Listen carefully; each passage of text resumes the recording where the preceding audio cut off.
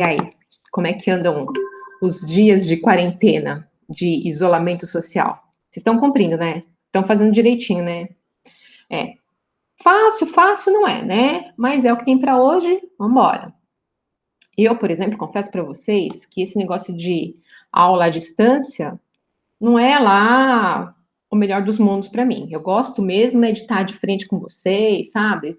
Vendo aquela ruguinha na testa de vocês de não estou entendendo, e aí eu sei que eu tenho que explicar de novo, tenho que pegar um outro caminho de explicação, ou então aquela coisa de que, nossa, era assim? Ou as perguntas que você, peraí, professora, peraí que eu não entendi, então você quer dizer, sabe, essa interação, isso que motiva e que faz a aula ficar mais dinâmica e que dá vontade, porque a gente percebe que está fazendo alguma diferença na vida de vocês ali, nem que seja por alguns minutinhos, fazendo vocês pararem e refletirem. Então, disso eu estou sentindo falta. Mas, como a gente sabe, né, em situações extraordinárias, medidas excepcionais se fazem necessárias. Então, vamos lá. Vamos às nossas medidas excepcionais, né? A aula tem que ser assim, bora fazê-la. Eu montei aqui para vocês um PowerPoint para tentar explicar um pouquinho do nosso conteúdo, né? Que é, lembram, a gente começou lá na aula online passada, que é sobre a Europa Oriental. Isso, Europa Oriental. Bom, então vamos lá. Europa Oriental, também conhecido como Leste Europeu ou ex-União Soviética, né? Aquela famosa URSS. Bom, na última aula vocês tiveram contato com a formação da União das Repúblicas Soviéticas Socialistas, ok? Não foi assim um contato muito profundo, mas não se preocupem, pois vocês vão resolver isso lá nas aulas de história. Então vamos dar continuidade ao nosso assunto, tá? Bom, primeiro eu queria esclarecer com vocês um ponto. A União Soviética foi um país socialista? Olha, na minha opinião, na minha concepção, daquilo que eu tenho conhecimento, do que é o socialismo, seja o socialismo utópico, seja o socialismo de Marx, eu digo que não. Não, a União Soviética não foi socialista, aliás, na prática, a gente não viu nenhum país realmente socialista, tá? Porque, na verdade, o socialismo, ele não passa de uma ideia. Como assim uma ideia? Bem, o socialismo é como o iluminismo. O socialismo tá para os países socialistas, assim como as ideias iluministas estão para a Revolução Francesa. O iluminismo era a ideia, a Revolução Francesa é o que vai tentar colocar na prática, certo? Então, é o que acontece aqui. O socialismo foi uma ideia. Os teóricos, os estudiosos que criaram essa ideia do socialismo, eles se depararam de frente com uma sociedade da Revolução Industrial que estava criando ali abismos sociais gigantescos, também perceberam que existia ali uma certa exploração, então eles vão buscar uma ideia para transformar essa sociedade, que economicamente estava indo muito bem, produzindo muito, mas socialmente estava ali encontrando problemas, né? E aí, em 1917, a Rússia passou por uma revolução, com o objetivo de implantar o socialismo. Mas na prática, logo nos primeiros anos, ficou muito claro que pouco das ideias socialistas estavam sendo postas em prática. O que se viu realmente foi uma ditadura, o que por si só já é uma contradição extrema, né? Pois o socialismo, ele só é possível em uma democracia. O que existiu na União Soviética foi um governo altamente burocrático que dominou os meios de produção. Então, o que a gente tem? A revolução, ela triunfou, mas os líderes da revolução, né, os posteriores líderes da revolução, porque Lenin morre logo no começo, eles vão usurpar o direito e o domínio dos trabalhadores sobre os meios de produção e vão assumir o controle. O George Orwell, ele mostrou isso com certo brilhantismo na obra Revolução dos Bichos. Vocês assistiram o filme, né? Porque eu dei indicação logo na primeira aula que nós tivemos na plataforma foi a indicação que eu deixei para vocês para assistirem um filme. E eu fiquei sabendo, inclusive, que vocês já tinham tido essa indicação de assistir esse filme ano passado com o professor Fernando. Então, do filme vocês estão sabendo bastante coisa, né? Aí vocês perceberam lá no filme que os animais, eles eram os trabalhadores, né? Os produtores das riquezas da fazenda. E em dado momento, não suportando mais a exploração, o que eles fazem? Eles fazem uma revolução e tornam o meio de produção, no caso a fazenda, a certa altura, eles dominam esse meio de produção. Só que aí, em determinado momento, os porcos, eles se acham superiores e eles assumem o controle dessa fazenda. Resultado, eles passam a ditar as regras. Ou seja, se a gente trouxer isso para a vida real, o que nós temos? O Estado que usurpa o poder dos trabalhadores e passa a ditar as regras nessa dita sociedade socialista, né? O que na verdade acontece é simplesmente que o poder mudou de mãos. Ele sai das mãos do capitalista e passa para as mãos da burocracia revolucionária. Então, cadê a revolução nisso tudo, né?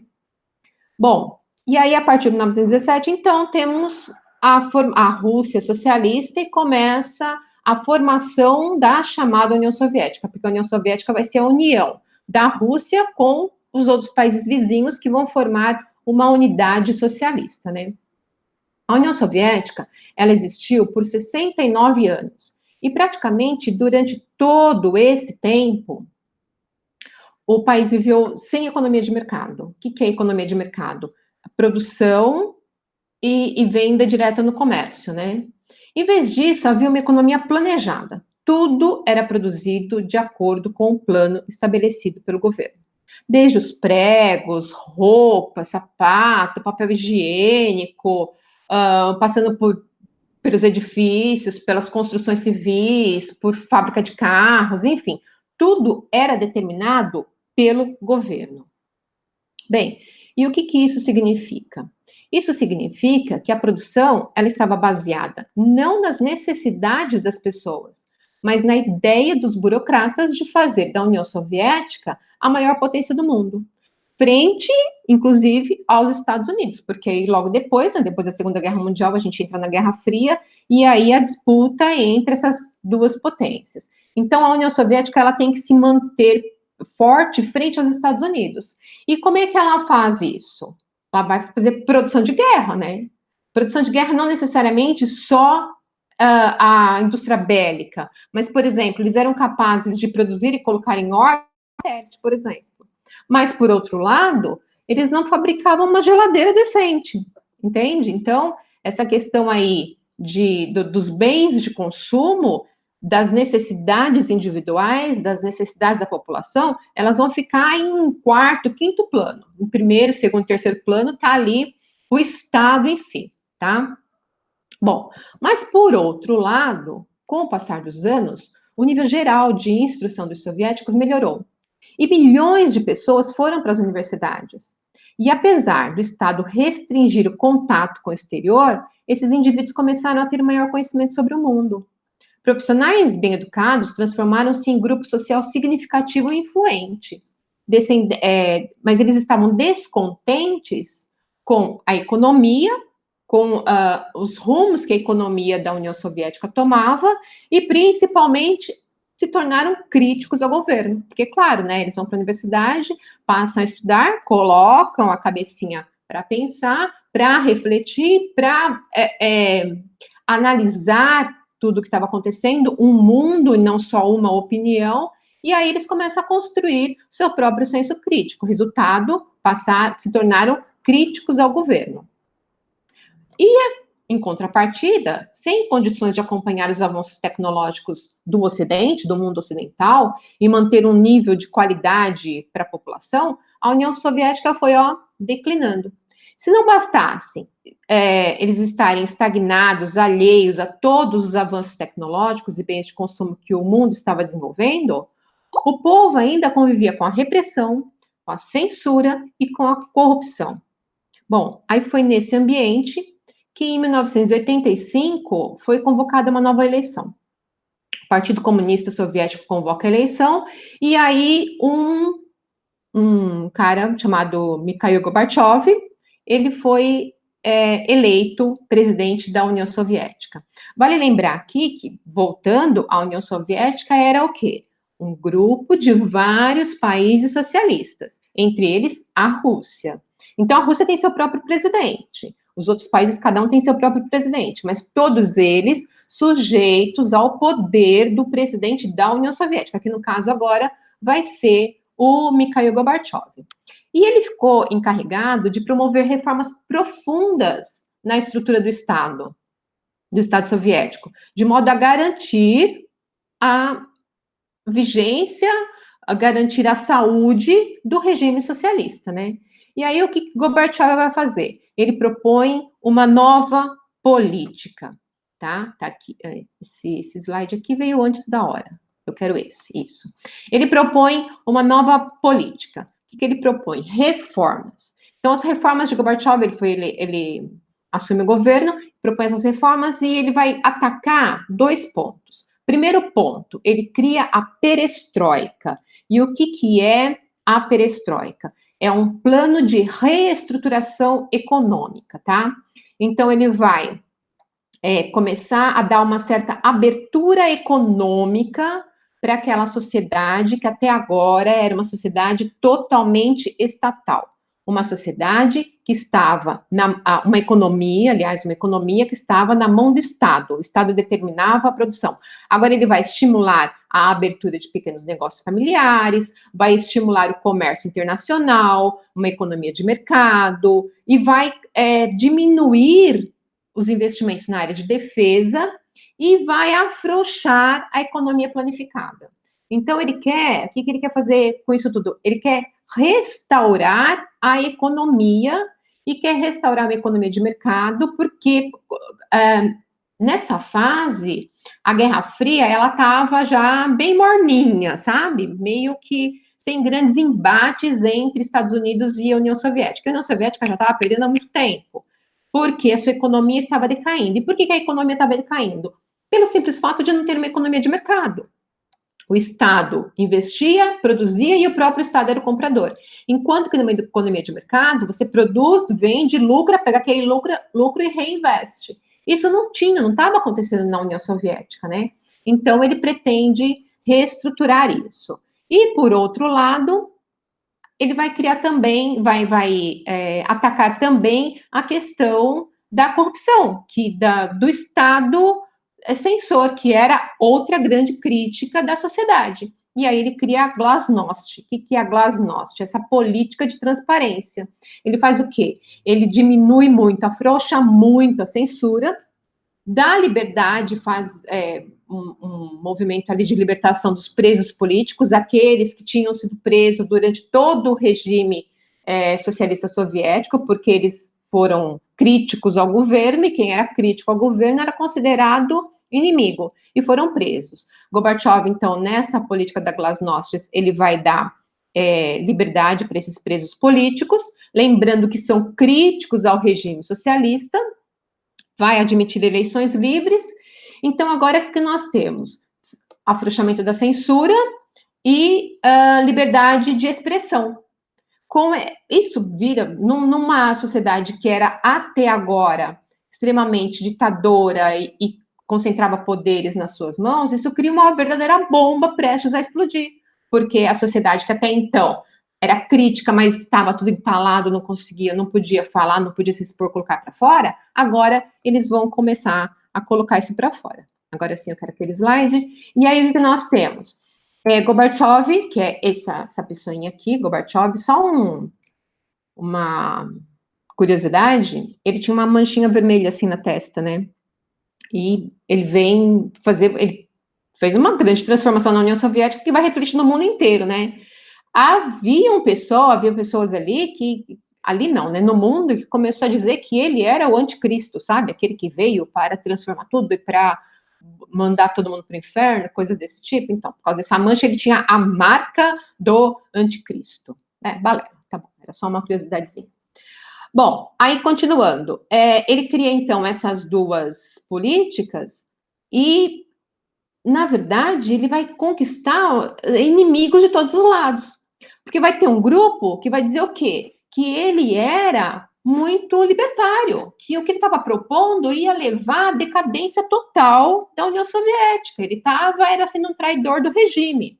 Por outro lado, o outro grupo achava que ele estava sendo conservador demais, que não tem que fazer políticas para dar um jeitinho. Tinha mais era que chutar o pau da barraca e transformar tudo. A União Soviética deveria ser reestruturada, reformulada.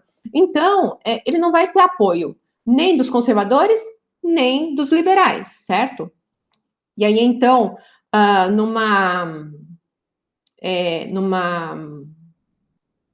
num discurso que ele fez na ONU, acho que, se não me engano, em 88, ele disse assim que todas as nações deveriam ser livres para escolher seu destino sem interferência externa.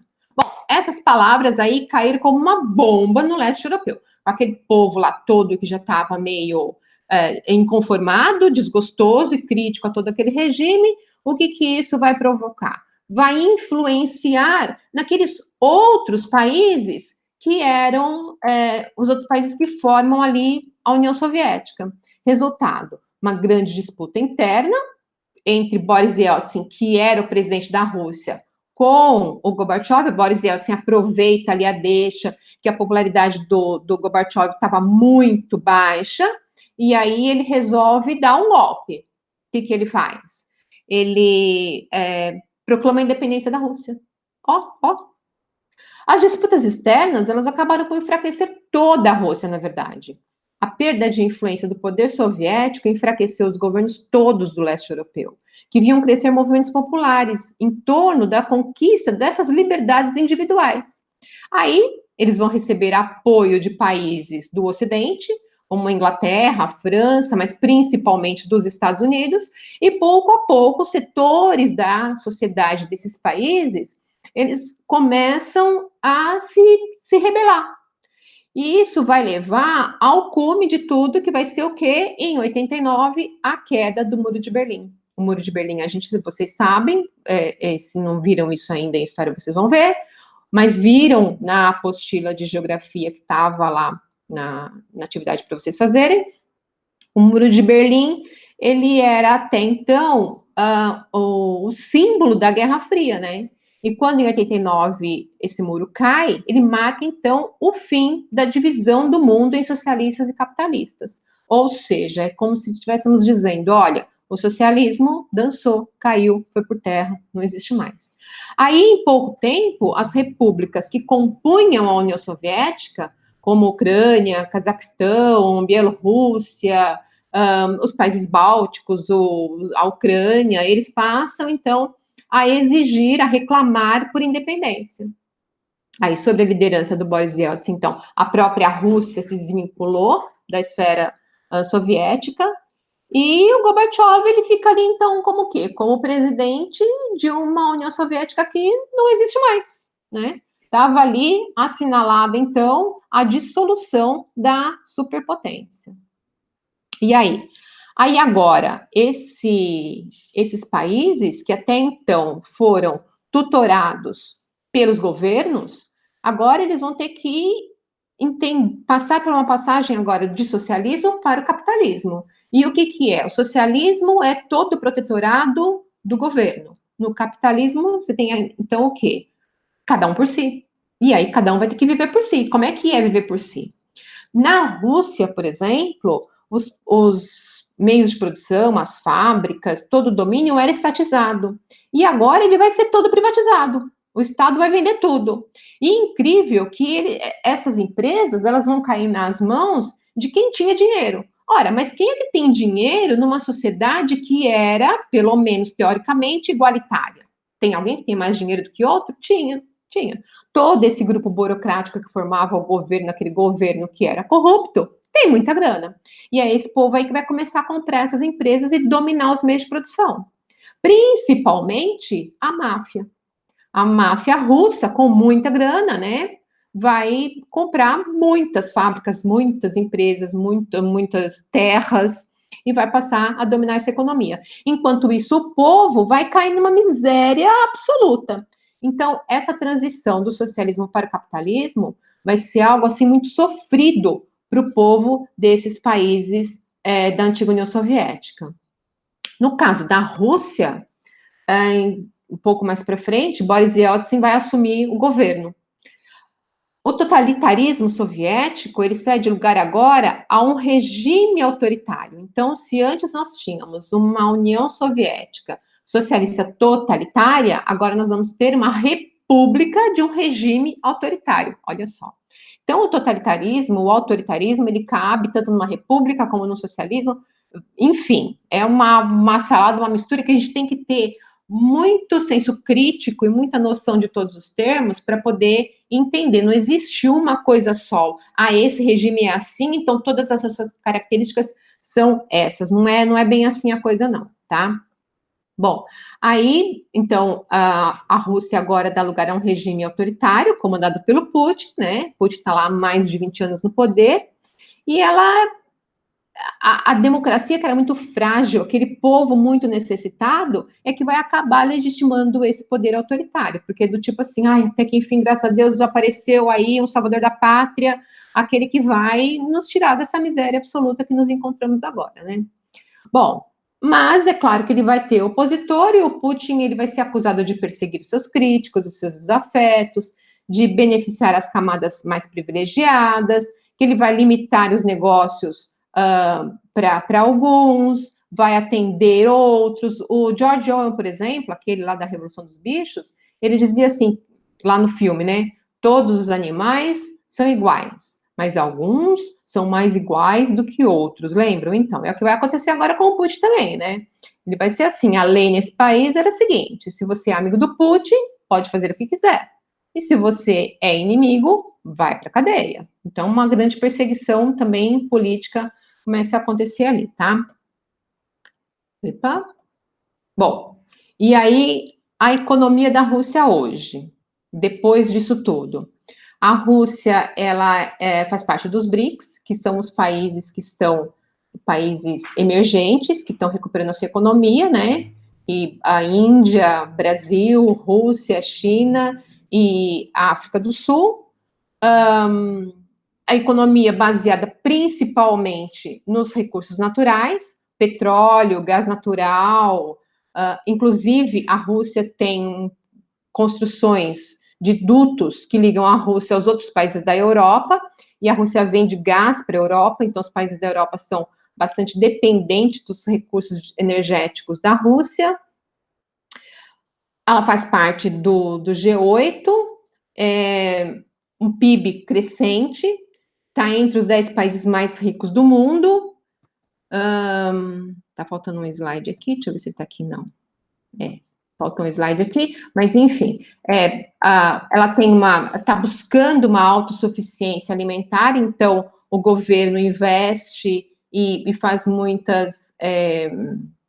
uma política protecionista para os agricultores, porque o Putin tem a ideia da Rússia, de uma Rússia autossuficiente. Então, a China, por exemplo, apesar de ser uma superpotência, eles são dependentes da comida de outros países, como do Brasil, por exemplo, por isso que a China é um grande aliado econômico do Brasil. E o Putin lá na Rússia, ele não quer isso, ele quer uma independência da Rússia em relação aos outros países, por isso que ele investe muito na questão agrícola. E recursos naturais, e tem investido também muito na indústria naval, na indústria têxtil, na indústria automobilística, na siderurgia, que é para usufruir desses recursos naturais e se tornar uma grande potência. E tem dado certo, tá? Tem dado certo. Outra questão que também a Rússia, ela mantém ainda todo aquele poder bélico que ela tinha durante a Guerra Fria, então é um país que provoca aí um certo equilíbrio no mundo em relação ao Ocidente com os Estados Unidos. Eles ainda são capitalistas, tudo bem, economia capitalista, mas ainda é uma potência bastante contrária, fazendo uma oposição aos Estados Unidos. E os demais países, então, que eles se tornaram independentes da Rússia, aí com a queda da União Soviética. a variedade de culturas acaba provocando grandes conflitos ali na formação desses países, né? Porque lembra que a gente viu lá no começo do ano? Muitas diferentes culturas acabam entrando em choque para a formação do seu país. Então, muitos conflitos ali naquela área, muitos conflitos sociais, muitos conflitos culturais, conflitos religiosos, de nacionalidade, tem sido um elemento ali que contribui para potencializar ali os conflitos que pipocam naquela região. Mas, principalmente, são países pobres e agrários. No final ali na década de 90, no final da década de 90, a Rússia, com alguns desses países, criaram a Comunidade Europeia Internacional. Não, a Comunidade dos Estados Independentes, a CEI, que era tipo uma União Europeia, ali do lado do leste europeu, buscando que eles se ajudassem economicamente, tá? Então, eles criam ali, se não me engano, em 91, é criada essa Comunidade dos Estados Independentes, mas a maior parte desses países, o que eles querem mesmo é fazer parte da União Europeia, né? Que é ter ali uma parcela que a União Europeia tem de bom. Só que, por outro lado, como a gente já viu quando a gente estava estudando a União Europeia, o governo da União Europeia não vê com bons olhos a entrada desses países, não, porque são países pobres, né?